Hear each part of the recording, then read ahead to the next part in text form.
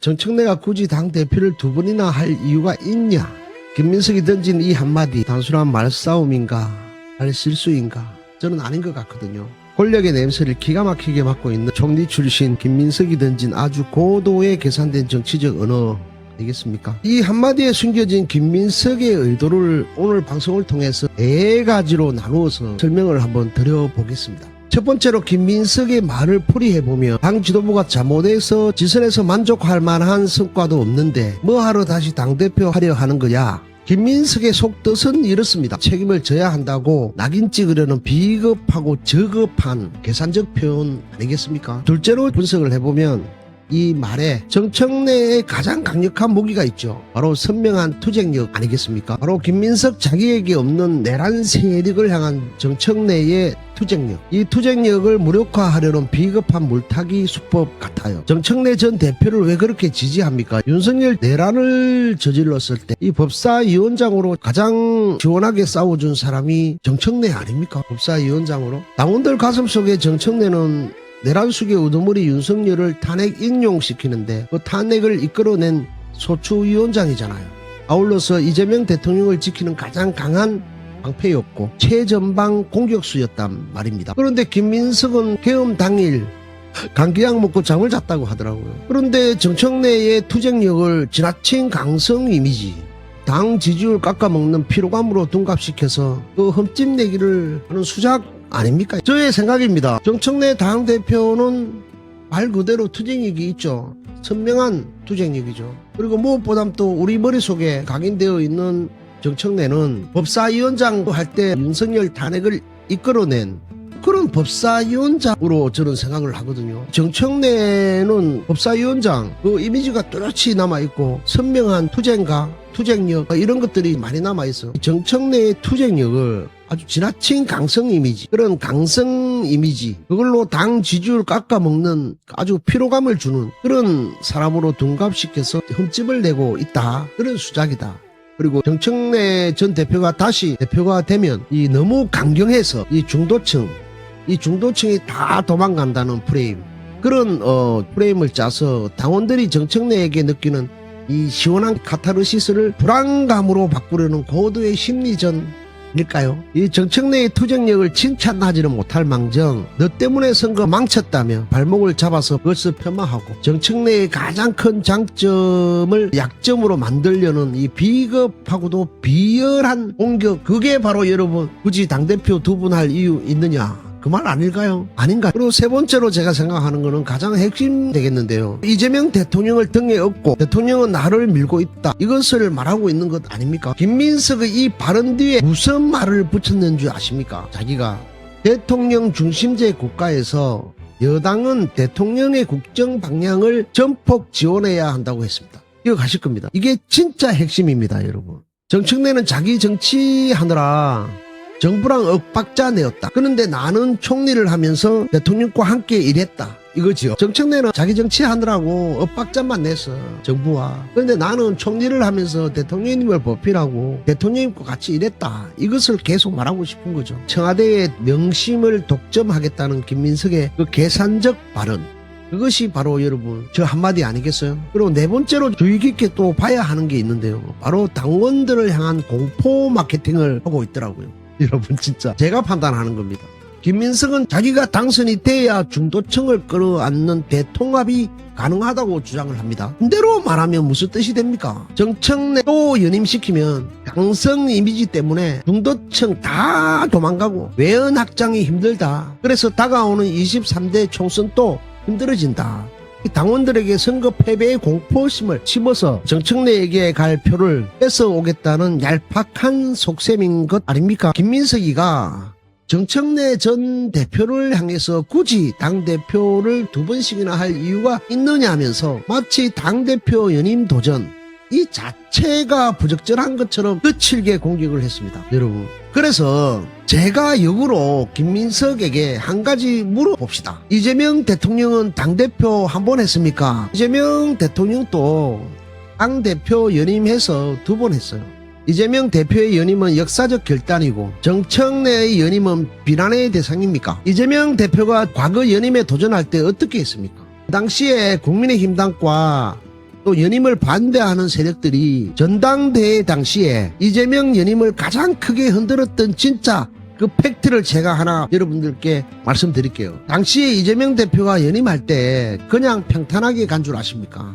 원래 민주당 당헌에는 대선에 출마할 당 대표는 대선 1년 전까지 무조건 사퇴해야 한다는 판권과 대권 분리 규정이 있었습니다. 만약에 이 규정을 그대로 뒀다면 이재명 대표가 연임을 하더라도 차기 대선에 나가기 위해 도중에 내려와야 하는 치명적 걸림돌이 있었습니다. 그래서 민주당이 어떻게 했습니까? 최고위원회의와 중앙위원회의를 열어서 특별하고 상당한 사유가 있을 때는 사퇴 시한을 달리 정할 수 있다는 예외 조항을 신설하는 당헌 당규 개정안을 통과시켰지 않습니까? 당헌까지 고쳐가면서 이 판을 깔아준 게 민주당의 역사입니다. 당시 언론에서는 이재명 맞춤형 당헌 개정이다, 이재명 방탄이다 그러면서 온갖 쓰레기 같은 비난을 퍼부었습니다. 하지만 현명한 권리당원들과 당 지도부는 흔들리지 않았습니다. 왜냐? 당원들이 원하고 정권 교체를 위해 필요하다면 더불어민주당의 당헌 당규를 고쳐서라도 이재명 대통령 만들어야 된다, 이재명 대표에게 강력한 그 힘을 실어줘야 한다는 확고한 대의 명분이 있었기 때문입니다. 온갖 이 비판을 정면으로 돌파하면서 당헌 당규까지 바꾸는 역사적 결단을 내렸고 그 결과 압도적인 지지로 이재명 연임 체제를 완성한 것입니다. 김민석 후보가 그 당헌 개정안에 찬성하셨잖아요. 이재명 대표 연임시키려고 당의 근간인 당헌 당규까지 예외를 두면서 바꿀 때 당내 중진 의원으로서 박수치고 찬성표 던졌던 양반들이 누굽니까? 바로 김민석 본인과 친명계 주류 의원들 아닙니까? 당을 살리기 위해서 당헌까지 고쳐가면서 이재명 대표의 연임을 적극 지지했던 사람들, 그 중에 한 사람이 김민석. 이제 와서 아무런 당헌 위반도 없고 정규에 맞춰서 정상적으로 출마하는 정청래 정 대표를 향해서 굳이 당대표를 2번씩이나 할 이유가 있냐면서 시비 아닌 시비를 겁니다. 이게 바로 내로남불 그 극치입니다. 최민희 의원 말씀처럼 국무총리하고 바로 당대표 해야 할 이유 있습니까? 이렇게 지독한 내로남불의 극치를 보여주고 있으면서 국무총리하고 당대표 하려 합니까? 그럴 이유 있습니까? 당원 주권 시대를 열어준 민주당입니다. 정청래를 당대표 시켜줄지 말지는 김민석 후보의 입이 정하는 게 아니라 그 투표권을 진 권리당원님들의 뜨거운 가슴과 머리로 결정할 문제입니다. 김민석의 이 내로남불 꼼수 정치 반드시 여러분들이 표로 매섭게 심판해 주십시오. 당원들이 원하면 연임이 아니라 3연임도 할 수 있는 게 민주당입니다. 당원들의 절대적인 신임과 지지가 있다면 연임은 죄가 아니라 오히려 당을 살리고 정권을 견제하는 가장 강력한 무기라는 걸 이재명 대표가 대표 시절에 몸소 증명한 겁니다. 정청래 전 대표 역시 직전의 임기 동안 윤석열 정권의 파상 공세를 최전방에서 온몸으로 막아냈고 당원들에게 확실한 효능감을 줬고 그 성과를 바탕으로 당당하게 당원들의 선택을 받으러 나온 겁니다. 그런데 김민석 당신의 논리대로라면 한 번 대표한 사람은 능력이 있든 없든 무조건 물러나야 합니까? 이재명 대표의 연임 역사와 당원들의 집단지성까지 세트로 묶어서 그것을 부정하는 자기 당착에 빠진 김민석입니다.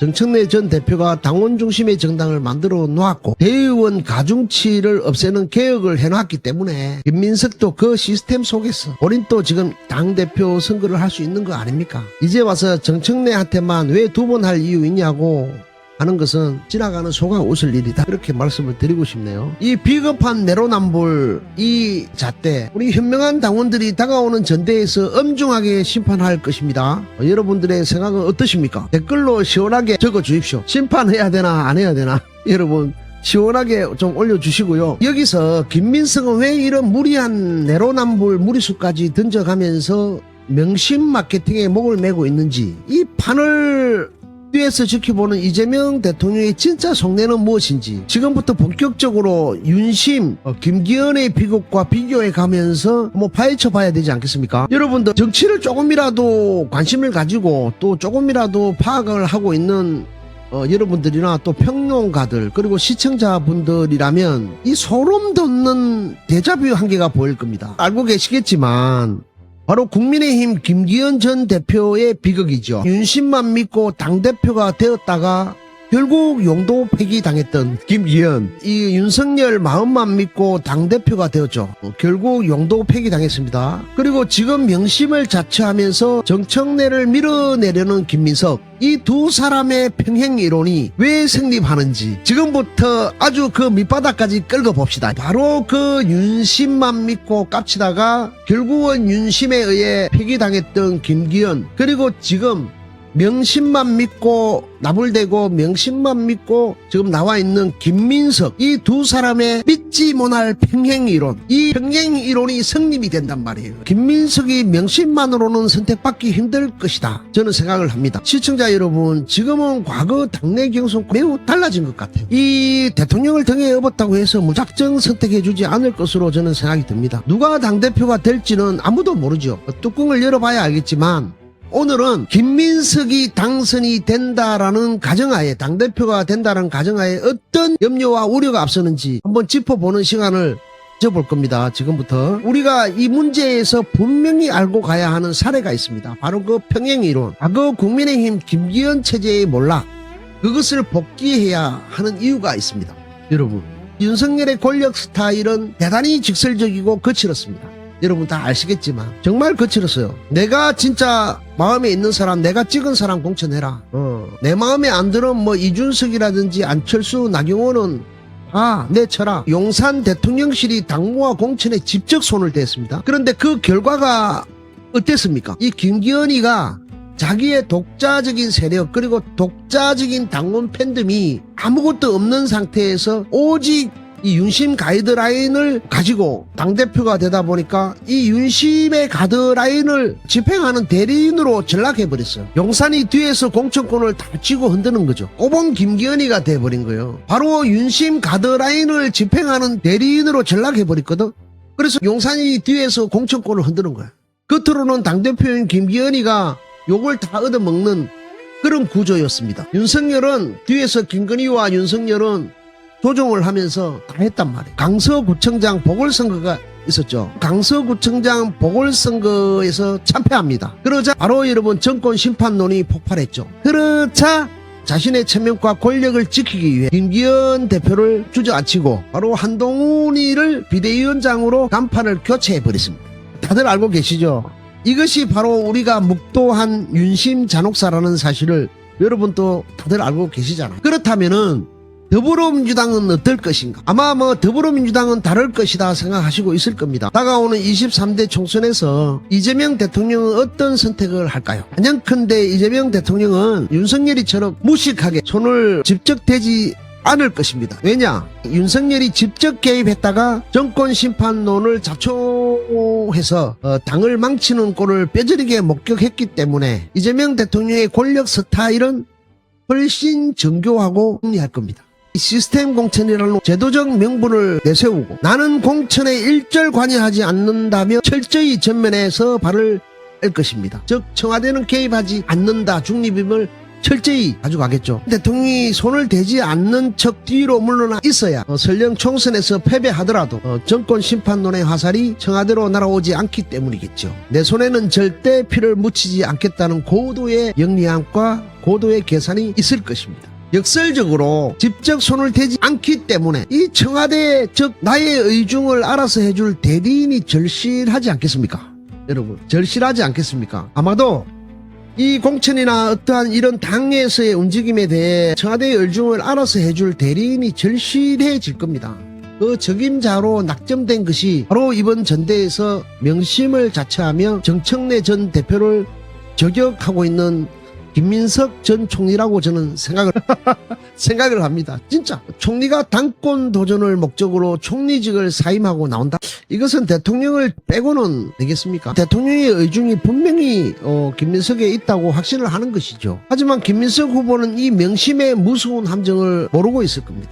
서로가 어느 정도 이야기를 했겠죠. 그리고 대통령의 마음도 어느 정도 파악을 하고 어떻게 흘러가야 되는지 알고 있겠죠. 이 윤석열 밑에서 김기현은 용산이 시키는 대로 공천 대리 수행을 하다가 쫓겨났다면 이재명 대통령 밑에서 김민석은 대통령이 물러나 있는 동안 발생되는 모든 공천 갈등과 당내 분열의 책임을 온몸으로 뒤집어 쓰면서 대통령은 성군처럼 뒤에 숨어서 무결점 리더로 남고 김민석이 도맡아 해야 하지 않겠습니까? 그러다 선거 이 판세가 조금이라도 흔들리면 이재명 청와대는 선거 승리라는 명분을 내세워 더 신선한 인물로 간판을 바꾸자 하며 김민석 대표를 비대위 체제의 불쏘시개로 던져버릴 수 있다는 거예요.